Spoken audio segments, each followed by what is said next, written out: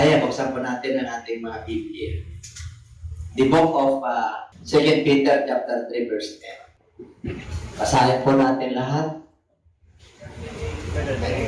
But the day of the Lord will come as a thief in the night, in which the heavens will pass away with a great noise, and the elements will melt with fervent heat. Both the earth and the works that are in it will be burned out. Okay, at sabihin mo sa'yo katabi, pagpalain ka ng Diyos. Okay, kapayapaan sumasayo. Peace be with you. Victory na po tayo. Okay? At darating ang araw ng Panginoon na gaya ng isang magnanakaw. Darating. Okay. But the day of the Lord will come as a thief in the night. Sinabing thief in the night, isang magnanakaw po na hindi nagbabala o nagbibigay ng abiso para ikaw ay pasukin. Okay, yan po daw ay inihantulad sa pagbabalik ng ating Panginoon. At ang kalangitan ay maglalaho. Pero mo maglalaho ang kalangitan? The heavens will pass away with a great noise. Maglalaho po na kasabay ng malakas na ingay, at ang mga sangkap ay matutupok sa apoy, at ang lupa at ang gawang naroon ay masusunog. So, kung titignan po natin, itong kinalalagyan po natin ay masusunog. Papalitan ito ng bagong langit. Dito po nakapokus ang tao. Okay, hindi tayo tinatakot ng ating Panginoon, ha? Hindi tayo tinatakot ng ating Lord. Ito po ay pabala sa atin upang sa magkaganon, maghanda po tayo. Kagaya po yan ng panahon ni Noah. Panahon niya po, nagsisiyahan ng mga tao, ang kanilang mga iniisip ay hindi magaganda. At masama ang tao at takbo ng mundo. Kaya 8 lang po ang nakaligtas. Sa panahon po natin ngayon, nais ng Lord na maligtas marami. Kailangan nasa pagpili po yan. Nasa pagpili po ng tao yan. Kaya ang Ebanghelyo ng Diyos ay kalat saan man lupalop ng mundo. Ang salita ng Diyos ay pinakalat niya mula po nung namatay siya sa krus ng Kalbaryo. Kaya dito po, magkakaroon ng ingay at yung elements, pag sinabing elements melt, ano po to, yung may sangkap ay matutupok sa apoy. Kaya kung titignan po natin ang index ng heat index ngayon, ay nakakaroon po tayo ng tinatawag na climate change. Matindi ang araw, 20 years ago, 15 years ago, sinasabi na ng sinsya, ng mga scientist na mayroon ng butas yung ozone layer ng araw. At lumalaki po yan. Kaya tayo po, damang-dama na po natin yung init. At yan po ay warm up po. Na itong mundo na ating kinalalagyan ay talagang matutupok. Wala tayong magagawa dyan. Pero may paraan ng Diyos. Mayroon siyang mga anak na ililigtas. Kaya sabihin mo siya, katabi, mapalad ka. Huwag natin isalang-alang yung pagtawag sa atin ng Diyos. Hindi na huwag natin baliwalain. Kasi po, isa po tayo sa binayayaan ng Diyos na naging mananampalataya kay Kristo upang tayo po ay makinabang doon sa new heaven and new earth. Ito po, wala po dito. Kaya huwag na tayong gano'n mag-focus. Hindi natin i-discourage ng Lord. Okay, magpatuloy ka sa kinalalagyan o professional ka, magtrabaho ka. Ayusin mo yung pamilya mo, ayusin mo yung kabuhayan mo. Ayan mo, naabutan tayo ng Lord na maayos. Kasi ang kukunin niya ay maayos at panat. Amen? Nice lang ng Lord na palalahanan po tayo pag sa magkaganon, walang sisisihin sa bandang huli. Ganon ang Diyos natin. Ganon ang pag-ibig ng Diyos sa sangkatauhan. Okay? Kaya mahal na mahal po tayo ng ating Panginoon. Okay? Patuloy natin palapakan ng ating Diyos. Praise God. Hallelujah. At tayo po ay bibiyaya ng Lord ng ating our responses to the coming of the Lord. That is my title this morning. Kung malala niyo po yung mga 2 weeks ago, our responses to God's will, our responses to God's word, and now, medyo part 3 na po tayo, our responses to the coming of the Lord Jesus Christ. Ano naman ang pagtugon natin sa pagbabalik ng ating Panginoon? Okay, kailan ba nakahanda tayo? Dapat. Oo, kasi talagang yung mga sakuna na nangyayari po at ipinapakita sa atin ng Lord, naked eye. Ibig sabihin talagang nararanasan natin, nakikita natin, napapanood natin, naririnig natin yung mga nakahula sa Bible. Na totoo talaga. Okay? Kaya medyo bawas-bawasan na po natin yung ating mga isipan na panlupa. Okay? Kasi mawawala, mapaparang eh. Unti-unti po natin na palitan niya ng spiritual things. Because the things that are spiritual are eternal. Don't set your mind into things that are on the earth. Kasi matutupok po, it will melt. Susunog at mawawala. Kaya ngayon, what must our responses as a believers on our generation? Ano ang pagtugon natin sa pagpabalik ng ating Panginoon? Ikaw ba ay nakahanda? Naghahanda? O handang-handa? O hindi naghanda? Yan. Apat na klase po yan. Kumbaga sa present tense, past tense, present future tense, past participle, present participle yan, or future participle. Asal karon? Ano kukunin ng Diyos? Ano yung kukunin ng Diyos? Hindi naghanda? Wala yun. Naghahanda? Ay, mapagsasarahan ka. Yung mga naghahanda pala, sa Matthew chapter 25, napagsarahan sila eh. Parehong mananampalataya yun. Pero, hindi sila wise. Yung handang-handa, wise yun. Initan na darating ang Lord, initan na kukunin tayo ng Lord na hindi pa siya darating, naghanda yung ating kaluluwa. Yun ang nais ng Lord. Hindi tayo naghahanda, kailan handa tayo. Sabi mo sa iyo katabi, handa ka. Maghanda ka. Yan. Okay? Kailangan handa. Ibig sabihin, nakaprepare ka. Present tense yan. Ano man mangyari, lagi tayong magbantay. Okay? Kaya dito po, the book of Luke chapter 16 verse 16. The law and the prophets were under John. Since that time, the kingdom of God has been preached and everyone is pressing into it. Okay? Ang kautusan at ang mga propeta ay hanggang kay John the Baptist lang. Mula nung panahon na yun, ang kaharian ng Diyos ay pinangaral at ang bawat isa ay nagpupumilit na pumasok doon. Ang ibig po sabihin, mula nung pinangaral ni John the Baptist, yung pagbabalik, yung pagpunta ng ating Savior na si Jesus Christ, ang kautosan, pag sinabing kautosan, the law of Moses, Genesis, Exodus, Leviticus, Numbers, and Deuteronomy. 5 books of Moses, that is the law. Okay? Ngayon, sa Old Testament, law yan. Ang sabi niya, the law and the prophets, yung mga propeta po yan. Yung mga nagsulat po yan ng mga propeta, sila Daniel, si Karaya, sila Amos, yung mga minor prophets. Maraming propeta po yan. Yung Old Testament, hanggang kay God. Kaya ngayon, nasa New Testament na tayo. Okay? Ngayon, yung Kingdom of God, yung Gospel, yung pangangaral ni John the Baptist, na yung pinangaral niya na darating, na siyang magbabautismo ng Holy Spirit. Nandun na yung New Testament. And everybody say amen. Hindi ibig sabihin na baliwalayin natin yung Old Testament, yung lumang tipan. Tingnan natin. In the book of Matthew, chapter 5, verse 17, do not think that I came to destroy the law or the prophets. I did not come to destroy, but to fulfill.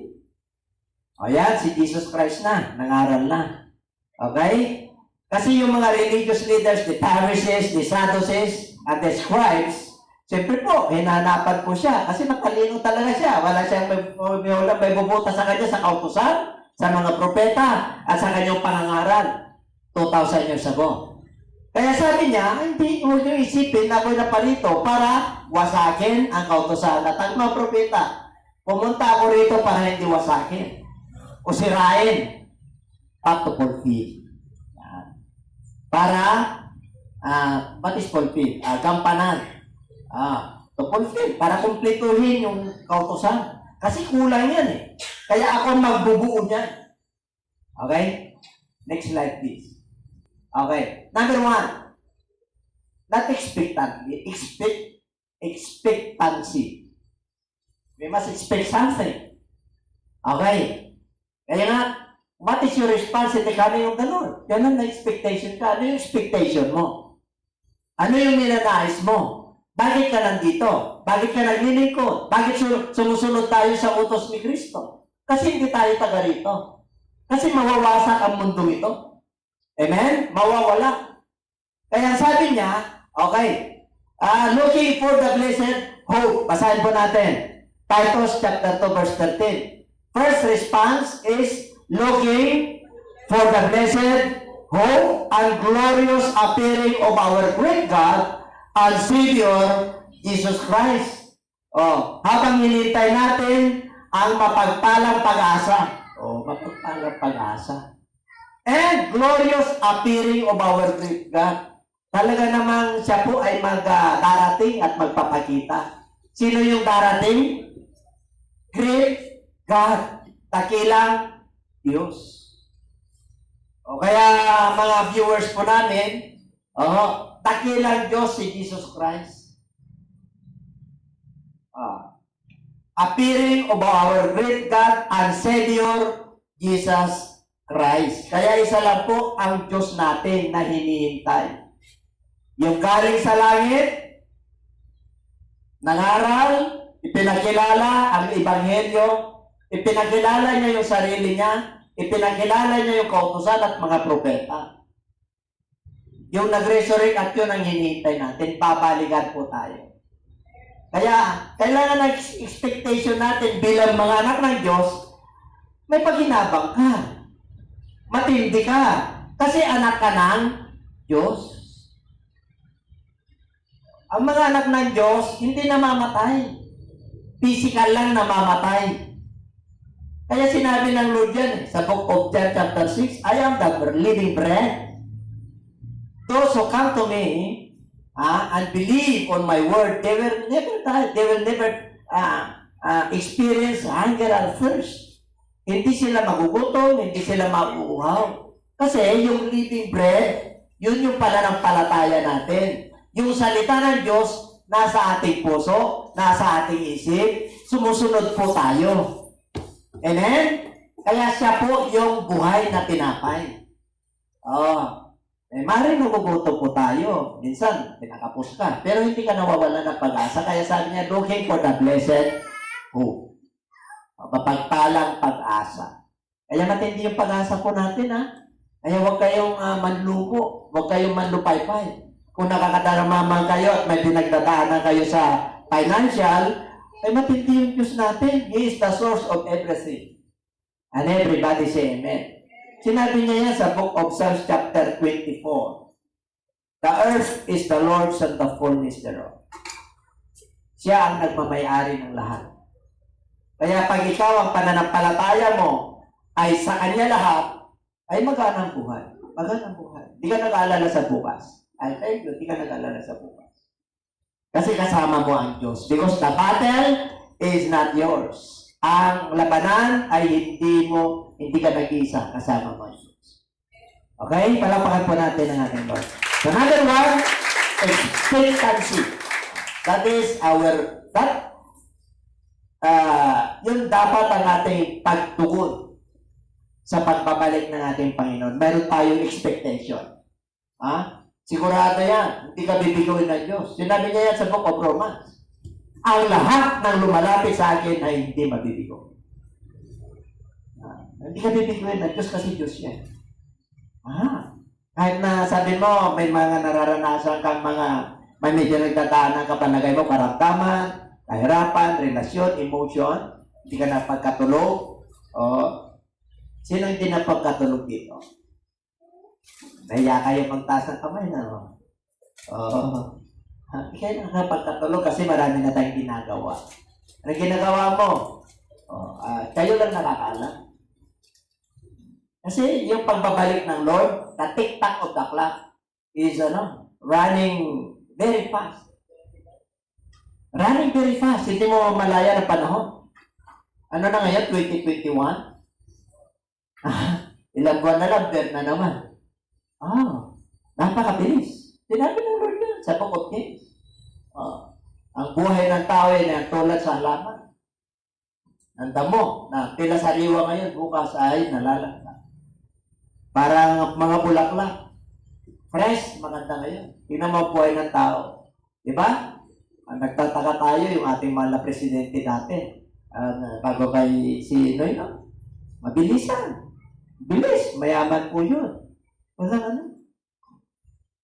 Walang inano ang pagtawag. Tinawag ka na ng ating Panginoon. Wala kang ibang gagawin kundi Lord kung kalooban mo na. Di ba? Wala. Kaya kailangan nakahanda ka. Kailangan yung expectation mo sa Lord. Talaga naka-stand ka sa kanyang salita. Hindi ka mag-alala. Amen? Okay. Ano pa? According to my earnest expectation. Tingnan mo yung expectation. The hope that in nothing I shall be ashamed. Hindi ko yung kinahiya to. Matapang ako. Lagi! Bakit? So now also Christ will be magnified in my body, whether by life or by death. At hindi. Si Apostol Pablo, sinulat niya sa mga taga-Pilippians.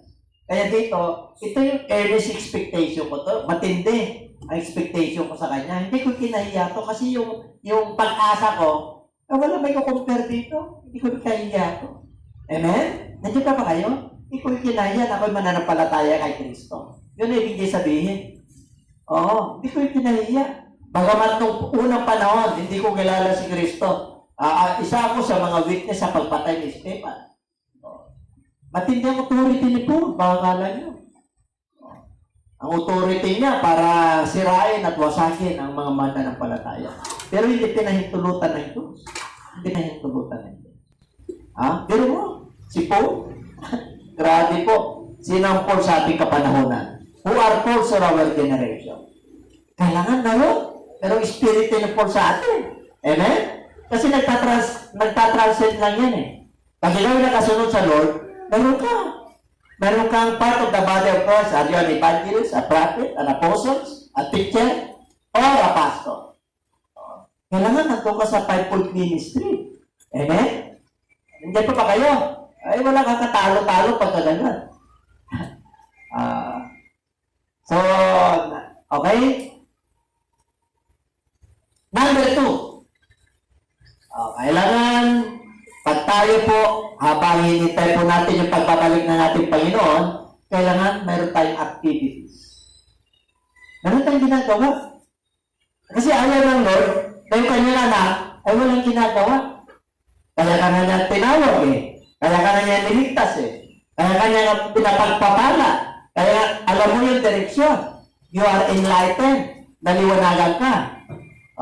Dati we are spiritually blind. Hindi natin alam ang ating ginagawa. Kung tama o hindi. Pero naliwanagan po tayo. Amen? Naliwanagan po tayo. Nakuha natin yung pagpapala ng Diyos. Kaya naman ang Lord, gusto niya, abutan tayo na may ginagawa. Sabi ko siya katabi, abutan tayo ng Lord na may ginagawa. Ayaw na Lord na wala tayong ginagawa. Kasi anak ka niya eh. Kaya sabi niya, sana hindi kita maabutan na winter fly. Na mahinga ang iyong katawan, ang iyong kaluluwa. Kailangan yung ating isip, spiritually, bagamat tayo pa nasa mundo ito, kailangan lagyan mo ng spiritual yung iyong pag-isip. Hindi yung pandito lang at lupa. Kailangan balansin mo yung buhay mo. Okay? Sabi niya sa Matthew 24, 46 to 47, Blessed, ano yung blessed? Is that servant whom his master when he comes will find so doing. 47. Surely I say to you that he will make him ruler over all his goods. Dalawa pong alitin po dyan. Sa 45. 45 muna. Dalawang klaseng alitin yan. Yung isa, rumatrabaho, may ginagawa. Yung isa, wala. Kaya dito sa 46, sabi niya, pagpalain ng Diyos yung alipin na yung kanyang master o kanyang pinuno. When he comes, will find so doing. Pagdating yung kanyang master, may ginagawa siya. Kayong mga sa tahanan po, mga pamilya, yung mga tatay, yung mga dad, yung mga papa sa tahanan, di ba? At saka yung mama. O kung nagtatrabaho sila, wala. Eh siyempre, para maging masaya po yan, binigyan sila ng responsibility. O kayo ha, ganitong gawin nyo. O, di ba natutuwa yung magulang pagka ginagampanan nila yung utos sa kanila ng kanilang mga magulang? Di ba? Pare, taga-malinis ka, o panganay yan, o magbabantay rito. O ikaw yung pangalawa, taga-ano ka, ayusin yung mga labata. O nga, yung i-delegate mo talaga. Ngayon kung senyorito ka naman at may pinagpala ka, ayusin mo rin. May papagawa ka rin sa kanila. Laging huwag gadgets ha. May oras lang yun. Dapat mayroon ka eh. Mayroon ka. As a parents, as a papa. Huwag mo silang hayaan na gano'n. Amen po? Okay? At anas ng Lord na tayo po ay may ginagawa. 47. Tinitiyak ko sa inyo, I say to you, assuredly. Ano yun? That He will make it ruler over all His goods. Ibig sabihin, mapapagkatiwalaan ka ng Diyos ng marami pa na magagandang bagay pag may ginagawa ka. Amen? Di ba pagka senior ka na, kailan may gagawin ka pa rin? Kasi kung hindi ka nag-exercise at wala kang ginagawa, mag-brittle yung mga ano mo. O kaya nga, kilos-kilos para hindi may stroke. Di pa kayo? O yung mga physical yun, ha? Kasi meron lang hangganan yung ano natin, eh. Kaya kailangan disiplinahin natin yung sarili natin. Ganun din sa spiritual. Nais meron na may ginagawa tayo. Anong ginagawa ng mananampalataya? Dapat nagsishare. Dapat may ginagawa kasi niligtas ka ng Diyos, eh. Mag-witness ka, mag-testify ka. Yun ang gusto ng Lord. Lalo na kung mayroon kang ministry of the body of Christ. All members must be a witness of Christ. Alam niyo ba yan? Na lahat ng mananampalataya ay witness ka ni Kristo. Did you witness Christ in your life? Kahit isa lang. Kahit isa lang. Sabi mo, di ba? Lahat tayo, palagay mo naman eh. Nasabi ka na tungkol kay Kristo. Tama? Kahit na paano. Kahit na medyo kinahiya mo, medyo ano na ako ngayon. Hindi mo nga lang masabi pa kasi siguro nag-alala ka dahil kulang pa. At baka mamaya usigin ka o katyawang ka. Di ba? Kaya magpatuloy ka, may gagawin ka. Sabi ko kasi kapatid, may gagawin tayo. Bakit? Assuredly I say to you that He will make him ruler over all these goods. Gusto mo pagpalain? Gusto mo yung masakit mo mawala? Maraming nararamdaman ng tao ngayon. I tell you, ang panahon natin ngayon, panahon ng pandemic, kasama po yan, ang daming sakit ng tao ngayon. Gusto nyo mawala yan, at maiksan yan, umayo ka. Umayo ka. Lugurin mo ang Diyos, manalangin ka. Mag-meditate ka na kanyang salita, at lakas mo. Grabe ang pag-asa mo. Hindi mo maramdaman yung hirap ng buhay. Yun ang bigay ng Diyos sa atin. Regalo ng Diyos yan. Wala makakakuha sa iyo yan. Ikaw lang ang gaganap niya. Ikaw lang. Kasi, pinapatunayan lang ng Diyos, natutuyo yung ating pinaglilingkuran. Kaya pag kami may problema ni Pastora, mabigat na yung ano namin, dahil napanagayin namin, siyempre mabigat eh. Mabigat lahat eh, mabigat eh. Siyempre, alam niyo, may mga panahon na pinagdadaanan natin na payapa tayo. Yung mayroon tayo lahat. Parang, inobservan lang tayo ng Lord eh, kung paano natin balansin yung buhay natin. Yung mga panahon, mayroon tayong tayo. Talagang ka-problem. Pero pagka dumating yung panahon na medyo unti-unti, yung pananampalataya mo, testing ng Lord. Yan na. Mag-share ka na. Para makagilo sa Diyos. Para yung pinagtataanan mo, masaya ka. Gagaan po yan. Kahit nasabihin mo, tama-tama lang, nakangiti ka. Kaya, ang sarap yung mga mananampalataya eh. Ang gaganda nyo. Hindi, totoo yan. Iba eh, pag nasa Lord ka, iba. Mararamdaman mo yan. Hindi ka na magsasalita. Amen po? Yung pag-ibig ng Diyos, grabe po. Kaya, napakapalad po natin. Hindi ako talaga nagsasawang mangarap. Totoo talaga yung sabi ng Bible na God is everywhere. Ganun kadakila yung Diyos natin. Ay, naku mga kapatid, pag nakasunod lang po ko, I'll tell you, isa ka na sa mga pinakamasayang nilalang na nilikha ng Diyos. Kasi tuwa-tuwa ko sa iyo eh. Bakit? Binigyan ka ng buhay ba naman? You must value your life. Amen? Bigyan natin ang halaga yung buhay na binigay sa atin. Huwag mong sayahin yan. Ay, grabe. Binigay niya na yung buhay niya para magkaroon tayo ng buhay. Tapos sinasayang mo. We must have an activity. Meron tayong gagawin. Kung wala man sa church, yung anak mo, turuan mo. Hindi ka devotion tayo. Hindi ka pray tayo. Basta tayo ng Bible. Ay, naku mga kapatid. Kahit na mayroon pang buhay. Amen? Nandiyan naman na sila. Pati yung anak din nila, ganun din ang ginagawa nila, devotion. At sarap ng pamilya na ganun. Wala kayong gap. Wala kayong, ang tawag nito, yung communication gap. Nasasabi mo yung gusto mo sa kanila. You're not perfect. You're not perfect. May makahinaan po tayo. Pero iba pag may word of God. Merong nagre-renta. Kung baga sa preno ng sasakyan, meron pang preno, may pang-balancer. May pang-balancer. Ang sarap ng word of God, binabalance yung life mo para maging perfect ka sa kanyang harapan. Okay? At ano pa? Kaya gusto ng Lord, pagdating niya, meron tayong ginagawa, ha? Kahit na may edad ka na, may gagawin ka pa. Kahit na balo ka, may gagawin ka. Lalo na pag bata ka. Ano sabi ni Solomon sa Book of Ecclesiastes? Remember thy Creator. Creator when you are still a young man or youth. Alalahanin mo ang lumikha sa iyo.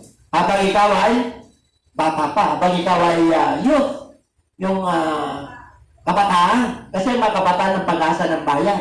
Bakit? Ang mga kabataan ng pag-asa ng bayan? Kasi wala sa ganong responsibility pa. Nag-aaral, itatay lahat ng susupply, umuwi sa bahay. Yung kanilang panahon, may panahon pa kayo. Hindi dahil sa dami ng anak, hindi dahil sa may pera ka. Hindi. Basta nakita ng Lord ang paglilikod mo, meron kang nakalaan ng ministry pagdating ng araw. Kaya papagkatiwala ka ng Diyos sabi niya, I will give you a ruler over many good things. Pagkatiwala ka ng Diyos ito. O kaya mo nang mag-evangelist, kaya mo nang magpastor, kaya mo nang mag-bisya. Bakit? Itarating ang mga iba't ibang klase ng tupa. Darating ang iba't ibang pananaw, patatalino, iba't ibang pinagalingan. Naghanap sila ng katotohanan. O ano may papakain mo dyan? Ang gagaling niya, patalino niya. Kung wala kang experience sa Lord, pwede ka pagkatiwala ng Lord? Hindi kasi gawain niya ito Hindi ko gawain ito. Kaya lahat ng klase ng tao, darating yan, kaya mong bigyan ng magandang advice. Bakit? Ang karunungan ng Diyos nasa iyo Hindi ka maubusan. Ganun din po kayo. Hindi ka maubusan. Sabi mo sa katabi, hindi ka maubusan. Pag hindi ka maubusan ng katalino ng Lord, hindi ka rin maubusan ng pera. Hindi ka rin maubusan ng tiyaw. Pwede ka mag-chowking lagi. Kahit wala ka ng pag-chowking isip mo, nag-chowking ka pa Hindi, ito yan. Bakit? Puro positive Ang Diyos natin, puro positive Hindi nagiging negative ang Diyos. Kahit nakatay na, mabubuhay pa Kahit wala ng pera makakaroon ng pera Kahit napag-crack niya pwede niyang auunin din. Ang tindi ng Diyos natin kaya. Yun ang nasa Lord. Yung buhay yung ating pananampalataya. Kahit na malungkot ng panahon, nakikita na Lord, buhay ka pa Palulungkot ang Diyos. Sabihin mo sa katabi, ang tindi mo. Grabe, no? Pero mo, number 1, expectation natin, grabe. Hindi ka bibigoy ng Lord. Number 2, basta may ginagawa ka, masaya ka. Number 3, purity. Alam niyo na purity, what is the meaning of purity? Pure. Talisan. 3. Diba? Purity. Anong gusto ng Lord? Pagdating natin, tayo po ay malinis. Karapat-dapat. Ano sabi ng Lord? Be ye therefore holy because our Father in heaven is holy. Be ye therefore perfect because our Father in heaven is perfect. Hindi ka pwedeng pumunta sa langit na hindi ka perfect. We are not perfect, but we are going to perfection. Habang sumusunod tayo, naglilingkod tayo sa Lord, nalimutan natin yung mga kahinaan natin, sinusunod natin yung panuntunan ng Diyos, hindi ka sa harapan ng Lord. Hindi ka sa harapan ng Lord. Kahit na ano sabihin nila sa iyo. Di ba? Bakit? Alam mo yung relationship mo sa Lord, matindi. Hindi mo siya binibitawan. Mga pangako niya, hindi mo binibitawan. Amen po? Kaya, pag bumigay ka, ay wala ka na pag-asa. Pero kung habang buhay ka, Lord, malilit pa yung anak ko. Muna, hindi ka mag-request. Pero kung ayaw mo na, ayaw mo na Lord. Babay na, hindi ko na kaya. Sino yung ganon? Hindi mo na kaya. Yung iba talagang ayaw lumaban na. Sabi niya, blessed who? May tagilang ang pag-asa. May blessed, mapagpalang pag-asa. Nasa Lord ka na eh. Kahit anong hirap. Lord, tulungan mo po ako. Wala akong trabaho, tulungan mo po ako. May nararamdaman ako, tulungan mo ako. Harapin ko yung mga problema. Dapat hinaharap eh. Hinaharap yung iba, tinatalikuran. Huwag yung talikuran problema, harapin nyo. Kasama mo ang Diyos na humarap niya. Bakas ng loob niya. Amen? Wala na, naniningay, nahiya ka na. Yung pananampalataya mo na, payarin mo. O tulungan mo pa ako na lakasan ko ang loob ko, ha? Harapin ko na siya, huwag ko na siya sabi na talikuran. Sabi mo, wala. Diba? Para makaiwas. Sabi mo, may sakit. Wala kang sakit, magkakasakit ka. Totoo yan. Kasi susubukan ka na natin. Lalo na pag mananampalataya ka, binibiro mo yung pananampalataya mo, hindi ba sa Lord yan? Kasi tunay yung ating pananampalataya, susubukan ka talaga. Gusto na ulit talagang harapin mo. Magkano ba yung utang ko sa iyo? Ganon. Ganyan kung magpakano, Lord. Siyempre, magpastig ka eh. Ilang taon na ba yan? Laki na ng interest. Talagang ano na. May interest pa ba? Paano na pandemya eh. May interest na. Hulug-hulugan na kita. Dapat ganun tayo pagdating sa pera eh. Amen?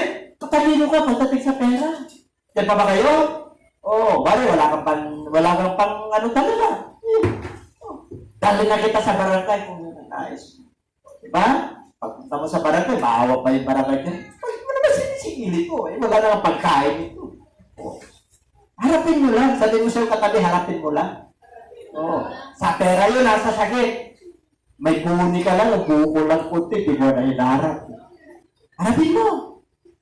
Para sabi ng doktor sa'yo, ako matindi na yung pigsa mo. Cancerous na to. Hindi pa naman nabababiopsy. Diba? Yung ibang doktor, ganun eh. Hindi nila mapigilan eh. Para mag-ingat ka lang. Alisin mo na yung bisyo mo sa buhay. Pero doktor, concern sa'yo, how much more yung Diyos?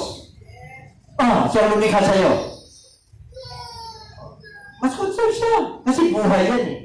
Kaya pag nagpatulong ka sa kanya, ay kahit nabutas na yung puso at baga mo, pwede niyang lagyan ng ano. Pwede ka pagaligin. Gumagawa ka nga eh. Tumatrabaho ka eh. Pag may nararamdaman ka na, alam mo na yung sumakit ang ulo mo. Iba yung isipan yan. Kung mong isipin ka agad na COVID. Tumulo lang yung sipon mo, COVID na. Nakapunta lang sa Thailand, COVID. Kahit na wala kang COVID, natutuwang Lord ka sa'yo, anakan niya eh. Kung anak ko na to, ang hina ng pananampalataya, isip ka puro COVID, mag-COVID na kaya to para magkatotoo. Ay nako mga kapatid. Hindi pa ba kayo? Sino mahirap dito? Ay mahirap ba? Mga kapatid, huwag nyo, pag anak ka na ng Diyos, wala sa mukha lang bulari mo kahirapan. Totoo po yan. Maring nagdadanas po tayo ng tamang-tama lang. Pero makakaraos ka. Isang araw yung bahay kubo mo, bahay kubo, kahit munti lang doon. Sorry, at tanong, at mali. Sigarilyo at sitap. Mga kapatid, yung mindset mo, level up mo na. Level up mo na. Grabe, bakit? magpaka-pure ka na. Ano yung pure? Puro. Sulit. Sulit ka na kay Lord. Yun ang ibig sabihin nun. Yung mind mo kay Lord na. Yung pananampalataya mo, nanampalataya ka na lang, kay Lord ka na. Meron akong nakausap, ang dami siyang pananampalataya eh. Na-confuse. Saan ang pananampalataya mo, Word of God, saka si Jesus Christ na, hindi ka makukonfuse. Yung iba kasi, sobra ng dulo, kaya nun to. Dami pinapakinggan. Papakinggan nyo lang yung pastor nyo. Maliligaw kayo pagka nakainig kayo ng kwan, lalo na yung sa mga iba't ibang ano, no, dami. Pag ipinangaral niya, yung nasa scriptures, puro, sulit. Diyan ka. Hindi ko sinasabi na tayo lang ang sulit. Mayroon din, basta magandang puno, magandang bunga. Yan kay Lord yan. Pero kaming manalita, bunga naman, hindi maganda. Layas na kayo dyan. Nung pumasok ka dyan, ang bait mo. Di ba? Nung pumasok ka, tumagal, hindi yung mabait. Yung bunga, pumapangit. Labas ka na. Amen? Yung iba, nagbababad pa ron eh. Hindi na, huwag ka na magbabad. Pumunta ka na kay Lord. Sa scripture. Maghanap ka na, Lord. Bigyan mo ako ng tamang iglesia. Okay na takot. Kaya mga manunod, okay na takot. Tingin nyo kayo. I-guide kayo ng ating Panginoon. Kasi, sincero ko eh. Lord, bakit ako nung nandito ako, dami na akong alam sa salita ng Diyos, pero nagkukontrahan. Salita mo, harmonious ah. O, kita nyo, naliligaw na. Bakit? Minsan huling panahon, ang daming bula ang propeta kaya. Ay hindi ka nag-ingat. Nag-ingat. Kaya sabi ng Lord, purity. Beloved, mga minamahal, now we are children of God. O, anak na tayo ng Diyos ha. And it has not yet been revealed what we shall be. Hindi pa nahayag kung ano mangyari sa atin. But we know, alam natin, that when He is revealed, we shall be like Him, for we shall see Him as He is. Ibig sabihin yung ating pananampalataya, dinagpaga. Amen? Hindi pa nga natin alam. Pero pag nagpahayag siya, dahil binigyan ka na ng tunay na pananampalataya, pure, totoo. Pag nagpahayag siya, yung pananampalataya mo na pure, yun na rin yun. And everyone who has this hope in Him purifies himself just as He is pure. Ibig kong sabihin, habang sumusunod ka sa Kanya, nagiging banal, nagiging pure ka, nagiging talisay ka. Kasi ayaw ng Lord na mahawa ka sa mundong ito ng mga kasalanan. Bulok na bunga. Amen? Diba? Ang buhay ng tao ay nakikita mo sa wastong pamumuhay. Hindi sa yaman yan. Hindi sa pinag-aralan yan. Kahit na wala kang ganong pinag-aralan, o mayroon kang pinag-aralan, mayaman ka o mahirap ka, wastong pamumuhay. Ibig sabihin, pag master ka, may kakayanan ka, mayroon kang kasama sa bahay, huwag mong mumurahin. Amen? Ang daming may kakayanan pag nagtumingin mula baba ng taas, ang tingin niya sa sarili niya, ang taas, tingin niya sa kapwa niya, ang baba. Di ba mayroon ka nun?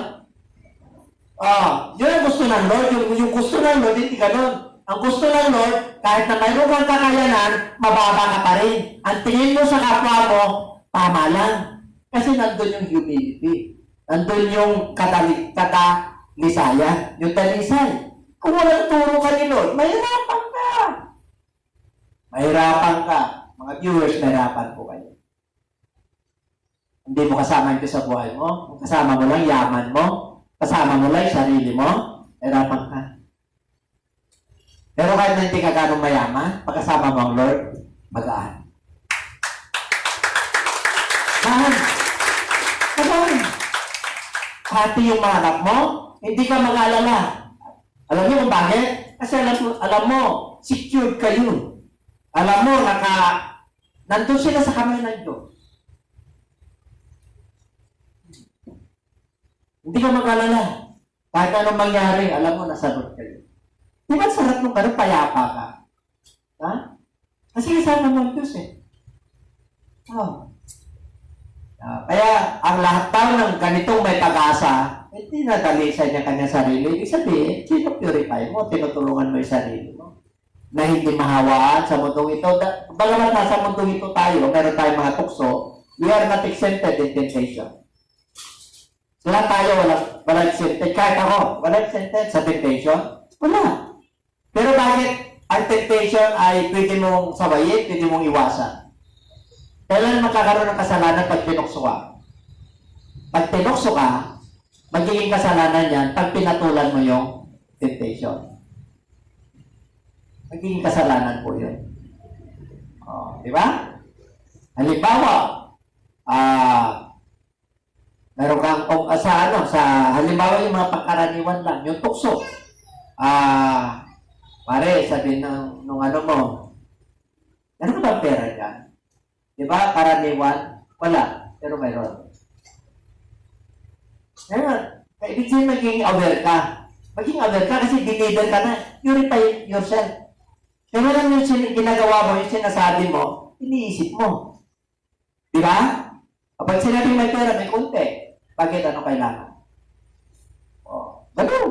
Kaya natuto kang mag-purify yung sarili mo.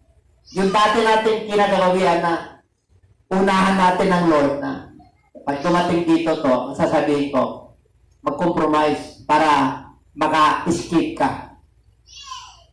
You know what I mean? Yung maka-escape ka sa yung, kasi ang mayroong self-mechanism or defense mechanism ang tao para siya ay magiging maayos. Di ba? Hindi mo pwedeng tanggapin lahat yan. Okay. Pero tulungan ka ng Lord, Lord, tulungan mo pa ako naging maayos. Yun yung purity. Kasi ang hirap kaya. Ang hirap kaya na magiging pure. Na magiging banal. Mahirap. Mahirap. May mga pagkakamali tayo. Paano kung nagkamali ka? Lord, di ba sorry ka agad? Sana hindi mo nagawa yun. Di ba? Pero kung hindi ka nakundi, common lang sa'yo yun, sanay ka ng ganun. Ako, ano yung ibig ko sabihin? Medyo ano yun. Marami kasing mga temptation na dumarating eh. Wari, opposite sex. Opposite sex, sa babae o sa lalaki. Hindi mo maiwasan yan. Dahil makakaroon ng kasalanan yan. Pag pinatulan mo, wala kayong ginawa. Wala kayong ginawa. Mananampalataya ka. Pero pinatulan mo sa isip.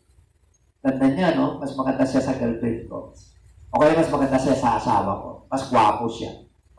Yun. Pinatulan mo eh. Bakit? Kasi sinabi ng Lord eh, isip mo pa lang. May pagnanasa ka. Nag-commit ka na ng adultery. Yun yung batas ni Kristo. Yung batas ni Moses, magiging adultery yun pagka ginawa mo. Iba na yun. Grabe ang grace ng Lord ngayon. Pero mag-ingat ka. Amen? You are a martyr if you don't forgive your brother. You are a martyr. Ang martyr sa law, pumatay ka muna bago ka ng martyr. Pero sa New Testament, you're a martyr if you don't forgive your brother. Ano ba yung forgiveness? Depende yan. Amen? May forgiveness na masakit. Pero may pilat, may forgiveness na may pilat. Ibig sabihin, alaala mo na lang yun. Depende sa tao yan. Amen? Andiyan pa ba kayo? Hindi ba kayo sa iyo ang Diyos pagka hindi ka nagpapatawad? Amen, everybody say amen. Palapakan natin ang Lord. Natural, tao lang po tayo, may mga natatamaan. Basta habang tayo po ay tao, may katikisuran. At tandaan nyo po yan. Okay? Kung gusto mo na wala ng katikisuran, mauna ka na. Kasi wala ka na makikita. 1 Thessalonians chapter 5 verse 23. Now, may the God of peace himself sanctify you completely. Ito nyo na. Ang Diyos mismo ang magpapabanal sa atin. Lubos, complete. Anong gusto niya? And may your Holy Spirit, buong Espiritu, soul, and body be preserved blameless. Inano ng Lord to, iningatan niya, pinreserve niya at the coming of our Lord Jesus Christ. Ano raw yung walang kapintasan? Yung soul, yung body, at yung spirit. Pag anak ka ng Diyos, tatlo yan, kompleto yan. Hindi ka pwedeng masama ka sa rapture, na yung body mo, yung soul mo, hindi blameless yung may ginagawang pagkakasala. Kaya ang babalikan ng Lord, yung mga walang kapintasan, walang kulubot, pure, blameless. Kaya yung Church of God, blameless po yan. Yung Church of God na tinutukoy po yan mga tao na nananampalataya kay Kristo. Kaya depende na po yan sa inyo. Kasi may mga ginagawa naman tayo na hindi tayo kayang pantayan yung mahal natin sa buhay. Di ba? Uy, nandiyan yan si Pastor. Uy, huwag nating gagawin to. Pero ginagawa pag wala si Pastor. Ganun ba yun? Ibig sabihin, nandiyan si Pastor o nandiyan yung mahal mo sa buhay, wala. Gagawa ka na maayos. Kasi ang Diyos ang nakakakita sa atin. Doon tayo magkakaroon ng accountability. Amen? Kaya pag hindi nyo pa kayang isuko, tulungan mo ako, Panginoon. Diyan pa ba kayo? Kasi, ang kukunin ng Lord yung mga blameless. Because our soul and body and spirit are preserved by the Lord. Hanggang sa pagbabalik ng ating Panginoon. Okay? Next slide. Romans 12:1. Ito gusto ng Lord. Pag mananampalataya to those are believers. I beseech you therefore, brethren, by the mercies of God, that you present your bodies a living sacrifice. Yan holy, acceptable to God, which is reasonable service. Kaya sabi ni Apostol Pablo sa mga taga-Romans, pinamani ko sa inyo mga kapatid, nasa biyaya ng Diyos, na ialay nyo yung inyong katawan na buhay na handog. Hindi yung patay, may ginagawa, may activities. Tatnan tayo ng Lord na may ginagawa. Ano pa? Sacrifice. Pag sinabing sacrifice po dyan, kasi may sacrifice ang tao. Lahat tayo may sacrifice. Yung unbeliever, nagsasakripisyo rin. Unbeliever. Kaya lang yung sakripisyo natin, nagsasacrifice po tayo sa pagsunod. Yung iba, may mga ginagawang kasalanan.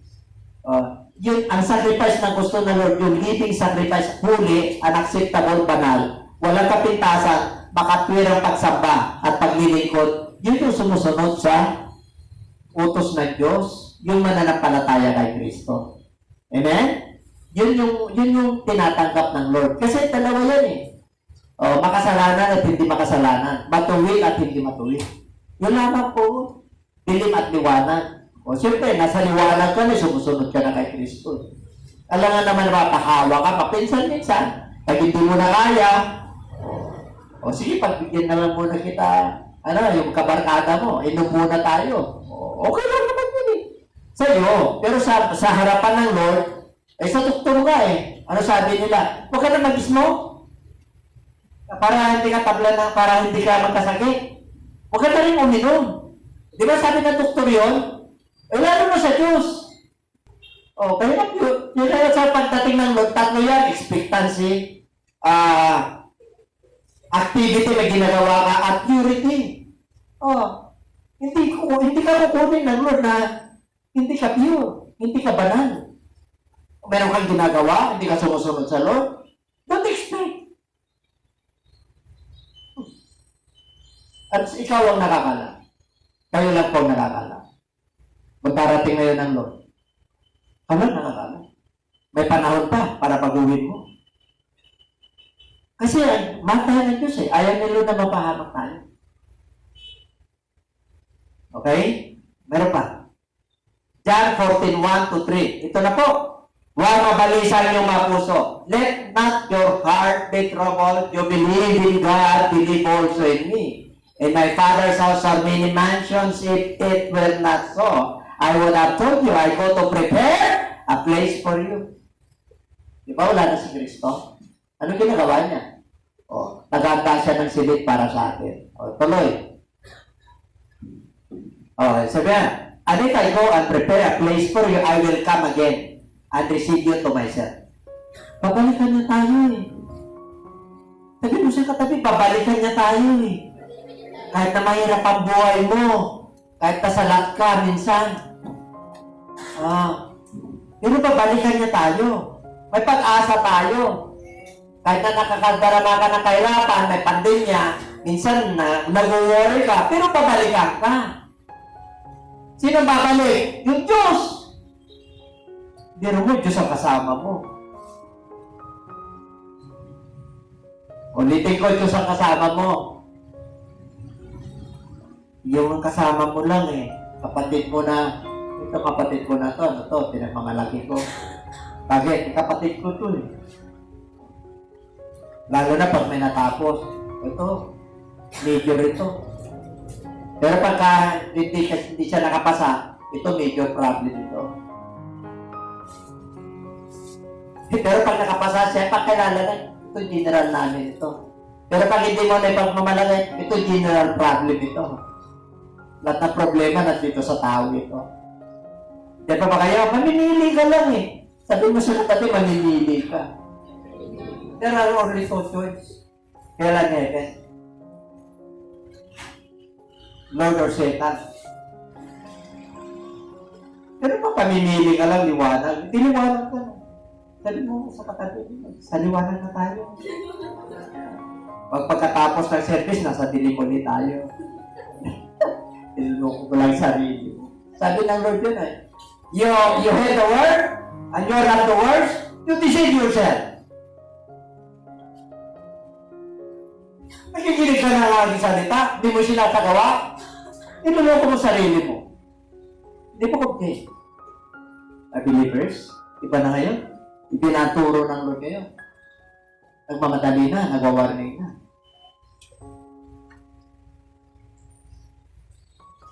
Hindi ko rin alam kung bakit ako ganito magturo. I don't know. Basta ako, sunod lang ako. Amen? So, our responses from the coming of the Lord, for the coming of the Lord is our expectation. Paano darating? We must have an activity. Meron tayong ginagawa. We have a ministry in the church. Ano? Hindi ka mawala ng gagawin sa church. Hindi. Sa pandemya, you have a ministry. On church services. Yung mga anak nyo na nasa abroad, paatinin nyo siya. Wala kang panahon, nagbigay na ng panahon ng Lord. Wala kang may dadalan sa pagbabalik ng Diyos. Huwag mo sabihin na hindi ko narinig. Sabihin lang ng Diyos ang hindi. Iluloko mo sarili mo, Diyos ako eh. Wala nag-warning sa akin. Ako, binaliwala mo. Pingi ka kasi. Kahit na nagkanara. Nakakita na kayo yung tulog, tapos tulog-tulugan, tapos kumakatok ka. Yung nagbingi-bingihan, ayun ka na kayo ng ganun. Diba nakakainis? Ayaw ng Lord na, kunyari, di mo alam ang nangyayari sa paligid. Kung gusto ng Lord, gising. Kaya sabi niya sa Book of Ephesians, batman ko kayo ng gising kayo. Redeeming the time for the days are evil. Do not be unwise. Tingnan niyo kung anong kalooban ng Diyos sa inyo. Yun ang lalakaran. The Book of Ephesians chapter 5 verse 6. Kaya nga ang mga anak ng Diyos, nakahanda. Sundalo tayo, tupa tayo ng Diyos eh. Winner tayo. O, sinong winner dito? Tasa naman. O, sabi mo sa katabi, winner ka. A winner never quits. Hanggang sa pagbabalik ng Lord, hawakan mo ang kanyang pangako. Tingnan mo. Pagbabalik niya. Anytime. Lord, salamat po. Purihin ka na Diyos. Salamat po sa kapayapaan. Salamat sa kagalakan. Salamat sa pag-asa. Salamat po Diyos. Na-enjoy ko ang joy. Joy talaga. Love, peace, joy, temperance, gentleness, meekness, perseverance. Grabe, ang dami pong fruit of the Holy Spirit. Salamat sa Diyos at piniyayaan tayo ng Lord. Ha? Magandang gabi po sa inyong lahat, sa lahat po ng aming mga viewers at taga-subaybay po ng ating programa dito po sa JCLGAA. Maraming salamat po sa walang sawa ninyong pagsubaybay sa ating programa na napapanood po natin tuwing Friday and Sunday po sa ganap na ikapito at ikawalo ng gabi. Naway patuloy po tayo sa suporta sa gawain ng Panginoon at patuloy po natin ipag-pray na ang pagpapala po ng Diyos ay patuloy na lalagana po lalo na po ang pagpalaganap sa mabuting balita ng kaligtasan. At sa gabing ito, mga kapatid, nais lamang po namin kayong anyayahan na kayo po ay tumanggap sa ating Panginoon. Sapagkat sa huling panahon po, marami po ang tatawag sa Panginoon at sasabihin ng Lord na hindi ko kayo kilala. Bakit? Sapagkat wala po kayong relasyon ng tama sa Panginoon. Kung nais niyo po na kayo po'y kilalanin ng Panginoon, tanggapin niyo po siya ng maluwag sa inyong kalooban bilang Panginoon at tagapagligtas. At sa gabi ito, tayo po ay mananalangin ng pagtanggap at nawa ibukas po natin ang ating mga puso't kaisipan na tanggapin po ang ating Panginoon bilang Savior and Lord.